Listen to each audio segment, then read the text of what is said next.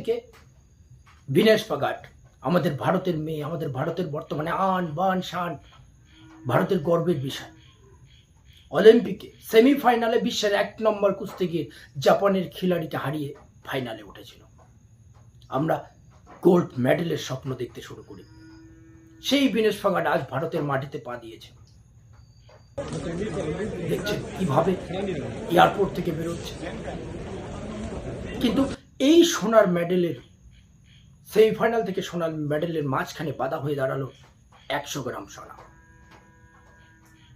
সেই চিত্রটা দেখুন আপনারা, বিনেশ ফোগাট কিভাবে এয়ারপোর্ট থেকে বেরিয়ে আসছে এবং এয়ারপোর্ট থেকে বেরোনোর পর যখন কারের উপরে উঠে তার যে শ্বাস প্রশ্বাসের গতি, সেই শ্বাস প্রশ্বাসের গতি আপনারা জুম ইন করে যদি আপনারা দেখেন তাহলে বুঝতে পারবেন যে তার মনের ভিতর কতটা ক্ষোভ, কতটা রাগ আর কতটা আফসোস, কতটা ব্যথা লুকিয়ে ছিল তার শ্বাস প্রশ্বাসের মধ্যে পরিষ্কার। কিন্তু রাজকীয় স্টাইলে বিনেশ ফোগাটকে তার কাফিলা যাচ্ছে। দেখুন র্যালি কোথায় আছে না, তোমার জিতের চেয়ে আমার হার নিয়ে বেশি চর্চা হবে।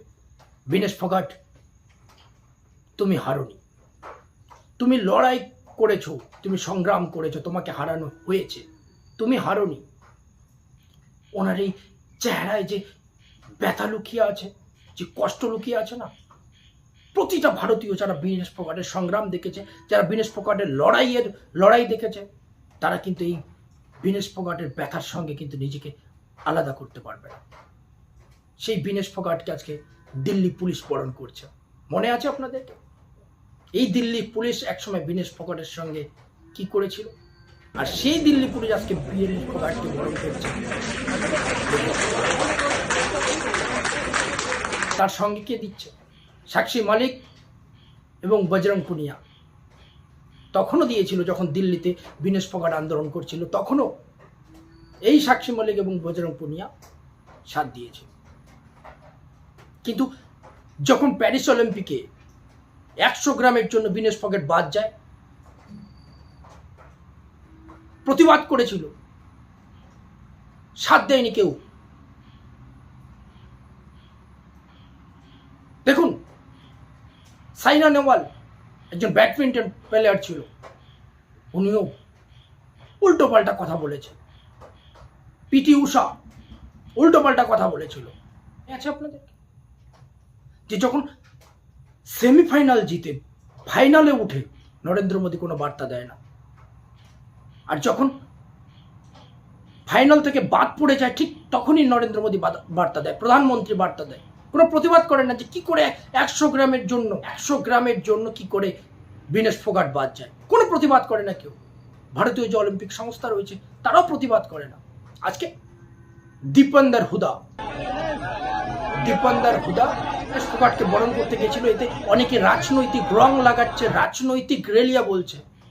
আমি এর ক্ষেত্রে শুধুমাত্র এটুকু বলতে চাই, ভারতীয় জনতা পার্টির নেতৃত্বদেরকে কেউ বাধা দিয়েছিল? কেন সরকারের পক্ষ থেকে আজকে বিনেশ ফোগাটকে বরণ করা যেত না? ভারতীয় নেতৃত্বরা কোথায় গেছিল? তো কথা বলবো, সরকার আজকে বিনেশ ফোগাটকে বরণ করতে পারতো না দিল্লি এয়ারপোর্টে? আর এই চিত্রটা দেখুন, যেখানে বজরং পুনিয়ার বিরুদ্ধে প্রোপাগান্ডা চালানো হচ্ছে, জাতীয় পতাকাকে অবমাননা করেছে।